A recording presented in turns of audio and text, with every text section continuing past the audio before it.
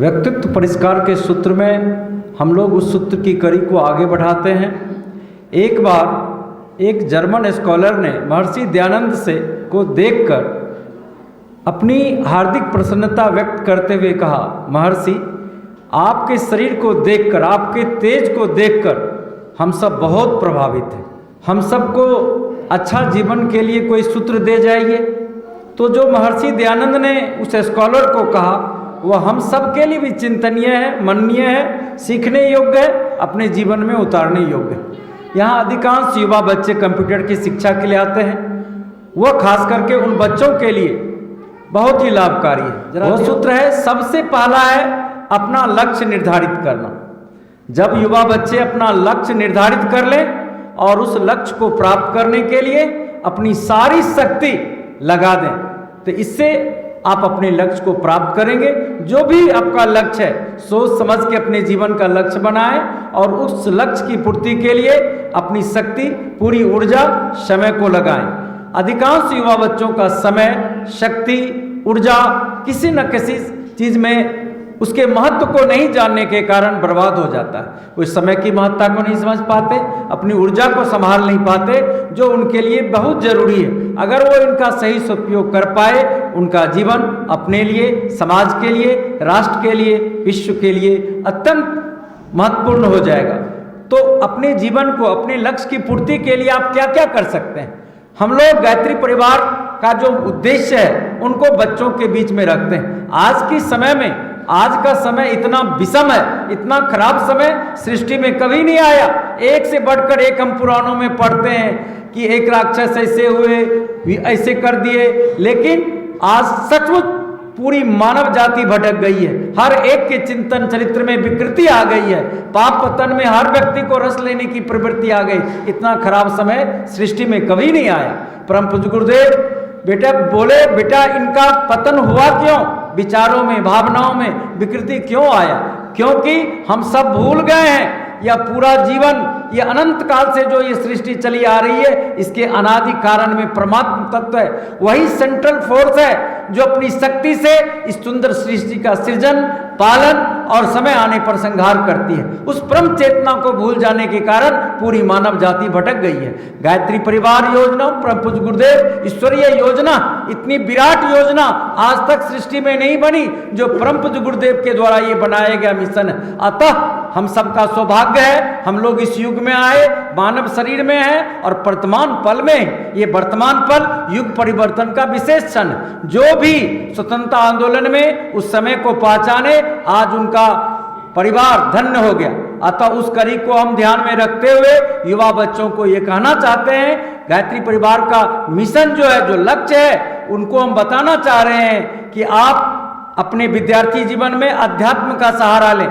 अध्यात्म आपको बहुत कुछ देगा, ये घाटे का सौदा नहीं है। आप सोच रहे होंगे हमें विद्यार्थी जीवन में पढ़ाई के साथ साथ इसकी क्यों अनिवार्य आवश्यकता पड़ गई है? आज अनिवार्य आवश्यकता है। आप अपने जीवन को टटोलिए, आप अपने जीवन को देखिए, कितना समय आपका यूजलेस जा रहा है। अगर अध्यात्म आएगा, प्रार्थना आएगा जीवन में, प्रार्थना को आप लोग समझ नहीं रहे।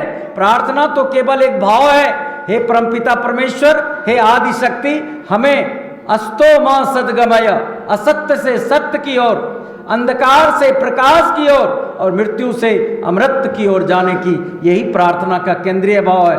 हम सब जो प्रार्थना करते हैं उसके मूल में यही है, हमारे जीवन में असत्य न आए, हमारे जीवन में सत्य प्रतिष्ठित हो, समझदारी हो, जिम्मेदारी हो, बहादुरी हो, ये गुण आ जाए।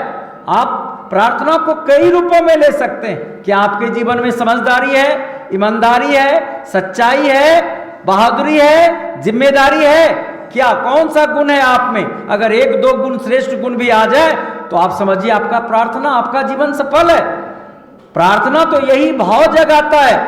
तो हम हिमालय जो ऋषियों का पार्लियामेंट है, अध्यात्म का ध्रुव केंद्र कहाँ है? हिमालय। गायत्री परिवार ऋषियों का मिशन है। वहां जो सूक्ष्म प्रेरणा आती है शांति कुंज हरिद्वार के माध्यम से, वही तो हम लोग बताते हैं, उन्हीं के माध्यम से, उन्हीं के सूत्र को। आने वाला समय प्रज्ञा का युग है, विचारों का युग है। अतः इस सब बातों को आप जाने, समझें और अगर समझ गए कुछ नहीं, छोटे छोटे सूत्र का प्रयोग कीजिए।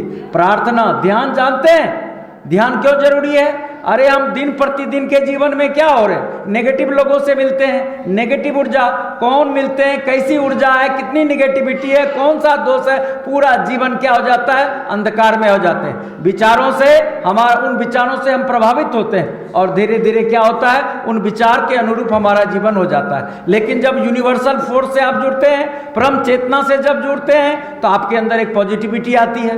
प्रार्थना, वो ध्यान, इसके माध्यम से जुड़ने का एक तरीका है। इस माध्यम से आप अपनी प्रार्थना को, ध्यान को मजबूत कीजिए और आपके अंदर क्या आएगा जी, पॉजिटिव एनर्जी आएगी। आप नेगेटिविटी से दूर हो जाएंगे। परम चेतना का जीवन में आना बहुत जरूरी है। यूनिवर्सल, जब भी आप ध्यान करें, एक यूनिवर्सल लाइट के रूप में उस परम ज्योति का ध्यान करें जो सबका माध्यम है, सबके जीवन का आधार है, सब पर भगवान की कृपा बरस, सबका ध्यान भगवान रख रहे हैं। ऐसी भाव के साथ जब आप प्रार्थना करेंगे, आपके जीवन में प्रार्थना का प्रभाव दिखाई पड़ेगा और ध्यान के माध्यम से मन आपका तरोताजा होगा, एकदम आनंद में जीवन की प्राप्ति होगी, सुख शांति, आपकी आनंद की गंगोत्री आपके अंदर ही है। उसको जानिए, उनको समझिए। आती जाती सांस के माध्यम से आप जब प्रार्थना करेंगे, आपका जीवन ज्वलमान हो जाएगा। और गायत्री मंत्र के बारे में, इस युग का, युग परिवर्तन का आधार गायत्री मंत्र है। परम पूज्य गुरुदेव यूं ही सबको गायत्री मंत्र नहीं दे रहे। गायत्री मंत्र के लिए कुछ कंडीशन थे, लेकिन उस कंडीशन को अभी हटा लिया गया। क्यों? ईश्वरीय उद्देश्य की पूर्ति होनी है इस मंत्र के माध्यम से। भगवान इस मंत्र के माध्यम से पूरी मानव जाति को सद्बुद्धि देने वाले हैं। आपके अंदर प्रज्ञा का अवतरण होने जा रहा है। ज्ञान मूल चेतना की आवश्यकता है, आपके शरीर में प्रकट होगी इस गायत्री मंत्र के माध्यम से। अतः गायत्री मंत्र आदि काल में और प्रारंभ में और अनादि काल तक ये रहेगा।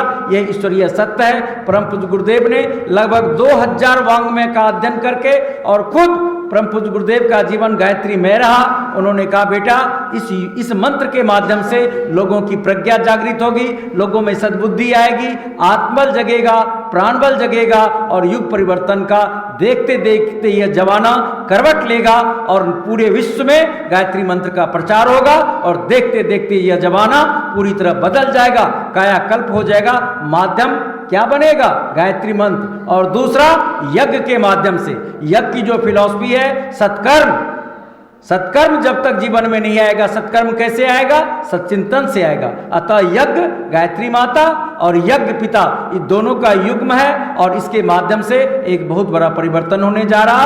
और तीसरा, हम सभी बच्चों को एक बार पुनः आह्वान करते हैं, स्वाध्याय प्रक्रिया से जुड़िए। आज हमारे बच्चे अच्छे साहित्य का अध्ययन नहीं करते, जिससे उसके विचारों में गिरावट आती है और विचारों में गिरावट आने से उसका कर्म पतित होता है। मनुष्य जीवन को लज्जित करने वाले, आज मनुष्य होकर भी मानवता को लज्जित करने वाले जब कर्म करते हैं लोग, समाज में उनका व्यापक प्रभाव पड़ता है। अतः ऐसे कर्म हम न करें। इसके लिए आपको अच्छे साहित्य, खास करके अखंड ज्योति से, प्रज्ञा पाक्षिक से और युग्मन मिशन आंदोलन से ढेर सारे साहित्य परम पूज्य गुरुदेव 3200 साहित्य लिखे हैं, सभी वर्गों के लिए लिखे हैं। परिवार जिस कोटि का आप चाहें, जितना कम से कम 1 रुपया 2 रुपया का भी साहित्य है, उन साहित्य को आप पढ़ें, सतत स्वाध्याय करें, आपका जीवन अच्छा होगा। यही मुख्य संदेश था, अपने व्यक्तित्व को अच्छा करने का, अपने लक्ष्य को प्राप्त करने का। अपने जीवन में प्रार्थना, ध्यान, अध्यात्म को महत्व दीजिए, स्वाध्याय कीजिए, नियमित रूप से गायत्री मंत्र का जप कीजिए।